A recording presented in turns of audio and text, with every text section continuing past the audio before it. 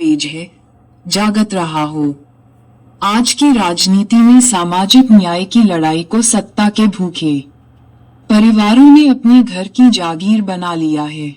जिन आंदोलनों से निकले नेता कभी समता, स्वतंत्रता और बंधुत्व की बात करते थे, वही अब अपने बेटों बेटियों, दामादों और रिश्तेदारों के लिए कुर्सियां आरक्षित कर रहे हैं। क्या यही सामाजिक न्याय का सपना था?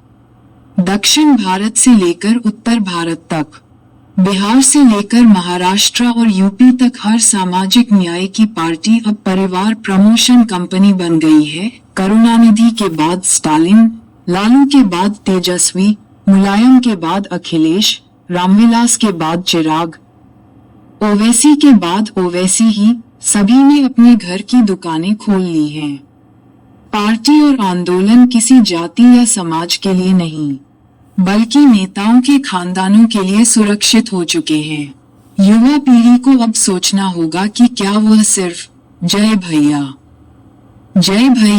के नारे लगाने के लिए बने हैं। क्या उसका काम सिर्फ अपनी जाति के नेता की मूर्ति पर माला चढ़ाना और सोशल मीडिया पर बर्थडे विश करना भर रह गया है?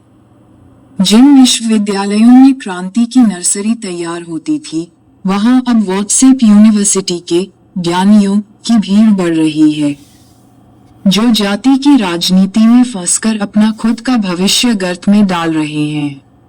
आज जरूरत है कि युवा लीडरशिप सिर्फ चुनाव लड़ने या विधायक सांसद बनने के लिए नहीं, बल्कि समाज में ठोस परिवर्तन लाने के लिए तैयार हो। अपनी जाति और समाज के लिए क्लब, कम्यून और बौद्धिक मंच तैयार करें। किताबें पढ़ें, अखबार निकालें, फिल्में बनाएं, अपना इतिहास लिखें, ताकि अगली पीढ़ी केवल भीड़ का हिस्सा न बने, बल्कि विचारधारा की मशाल लेकर चले। पर सवाल वही है कि क्या सामाजिक न्याय की लड़ाई परिवारों की गुलाम बनकर खत्म हो जाएगी? क्या युवा सिर्फ नेताओं के लिए भीड़ इकट्ठा करने तक सीमित रह जाएंगे, या फिर हम एक नई लीडरशिप गढ़ेंगे जो किसी खानदान की बैसाखी के बिना खड़ी हो सके? बसावन इंडिया की ओर से स्वर्गीय फ्रैंक हुजूर जी को श्रद्धांजलि, जिन्होंने सामाजिक न्याय की विचारधारा को हमेशा जीवंत बनाए रखा है। सामाजिक_न्याय इस विचारधारा के साथ बसावन इंडिया ने अपना संपादकीय लिखा है। निश्चित रूप से इस संपादकीय में वह बातें आ गई हैं जो समाज का हर युवा, हर व्यक्ति कहना चाह रहा है।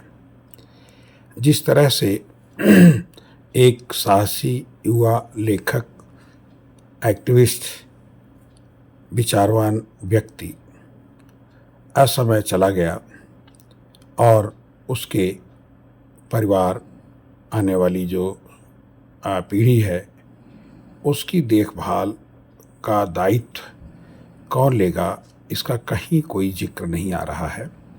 समाज जब अपने होनहारों को खोता है तो निश्चित रूप से वह समाज के सामने अपने को उजागर कर देता है और उस पर कैसी भी चादर डालने की कोशिश करे, वह कभी ढकता नहीं।